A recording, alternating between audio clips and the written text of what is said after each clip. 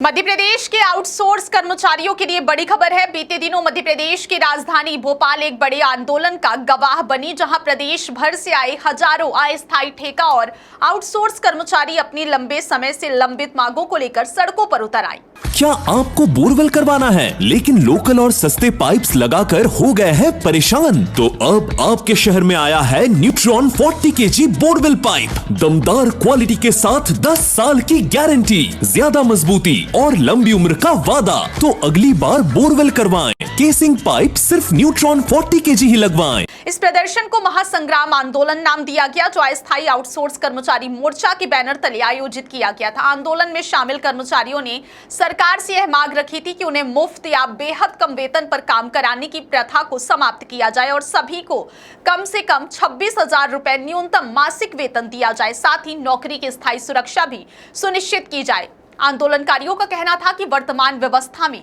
उनसे समान काम लिया जाता है, लेकिन वेतन के नाम पर भारी असमानता और शोषण देखने को मिलता है। आंदोलन का नेतृत्व कर रहे प्रदेश अध्यक्ष वासुदेव शर्मा ने सरकार पर तीखा हमला बोलते हुए कहा कि सरकारी रिकॉर्ड में भले ही न्यूनतम मजदूरी 12,425 रुपए से 16,769 रुपए तक निर्धारित की गई है, लेकिन जमीनी हकीकत इससे बिल्कुल अलग है, जहां पंचायत चौकीदारों, पंप ऑपरेटरों और अन्य अंशकालीन कर्मचारियों को मात्र 3,000 से 5,000 रुपए महीना दिया जा रहा है, जो आज के महंगाई के दौर में पूरी तरह अन्यायपूर्ण है। उन्होंने यह भी आरोप लगाया कि वर्ष 2003 के बाद से तृतीय और चतुर्थ श्रेणी की स्थायी भर्तियों को लगभग समाप्त कर दिया गया है, जिससे गरीब, दलित और पिछड़े वर्ग के युवाओं के लिए सरकारी रोजगार के अवसर लगातार खत्म होते जा रहे हैं और उनका भविष्य अनिश्चितता के अंधकार में धकेल दिया गया है। इसी क्रम में लोकल यूथ सर्वेयर महासंघ के अध्यक्ष वीरेंद्र गोस्वामी ने घोषणा की कि 6 जुलाई को इस मुद्दे को लेकर हाई कोर्ट के सामने बड़ा प्रदर्शन किया जाएगा और कानूनी स्तर पर भी इस लड़ाई को आगे बढ़ाया जाएगा।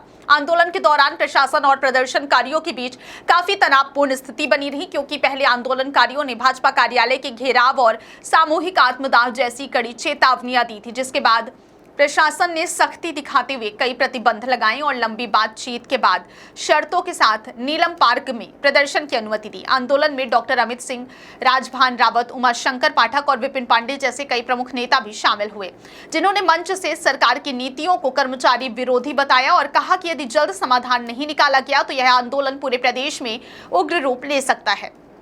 प्रदर्शन के दौरान तेज गर्मी और भीड़ के दबाव के चलते कई कर्मचारियों की तबीयत भी बिगड़ी, जिनमें कुछ लोग चक्कर खाकर गिर पड़े और एक महिला कर्मचारी बेहोश हो गई, जिसे मौके पर मौजूद महिला पुलिस कर्मियों ने संभाला और प्राथमिक सहायता दी। इस कठिन परिस्थिति के बावजूद कर्मचारियों का उत्साह कम नहीं हुआ और उन्होंने स्पष्ट चेतावनी दी कि यदि उनकी मांगों पर जल्द निर्णय नहीं लिया गया तो वे बड़े स्तर पर भोपाल में डेरा डालकर अनिश्चितकालीन आंदोलन शुरू करेंगे, जिसमें पूरे प्रदेश से करीब 1 लाख कर्मचारी शामिल हो सकते हैं। आंदोलनकारियों ने अपने वेतन की वास्तविक स्थिति भी उजागर की, जिसमें बताया गया कि लोकल यूथ सर्वेयर को मात्र 1,000 रुपए, पंचायत चौकीदार और पंप ऑपरेटर को 3,000 रुपए से 4,000 रुपए तक, मध्याह्न भोजन कार्यकर्ताओं और पेशा मोबिलाइजर को लगभग 4,000 रुपए तथा स्वास्थ्य विभाग के आउटसोर्स कर्मचारियों को 7,000 से 8,000 रुपए मासिक वेतन दिया जा रहा है, जो बेहद कम और जीवन यापन के लिए अपर्याप्त है। उन्होंने यह भी समझाया कि आउटसोर्स कर्मचारी वे होते हैं जिन्हें सरकार या कोई विभाग सीधे नियुक्ति न करके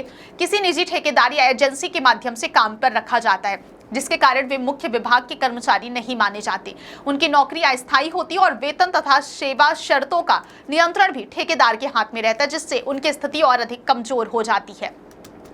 कर्मचारियों ने आरोप लगाया है कि इस प्रणाली के कारण न केवल उनका आर्थिक शोषण हो रहा है, बल्कि उन्हें सामाजिक सुरक्षा, पेंशन और अन्य सरकारी लाभों से भी वंचित रखा जा रहा है। पूरे आंदोलन ने राज्य सरकार के सामने एक बड़ा सवाल खड़ा कर दिया है, क्या समान काम के लिए समान वेतन का सिद्धांत वास्तव में लागू किया जा रहा है या फिर नहीं, और क्या लाखों आउटसोर्स कर्मचारियों के भविष्य को इसी तरह अनिश्चितता में छोड़ा जाएगा। आंदोलनकारियों का कहना है कि यह लड़ाई केवल वेतन की नहीं, बल्कि सम्मान, अधिकार और न्याय की है, और यदि सरकार ने जल्द ठोस कदम नहीं उठाए तो यह संघर्ष और भी व्यापक रूप ले सकता है, जिसका असर पूरे प्रदेश की प्रशासनिक व्यवस्था पर पड़ सकता है।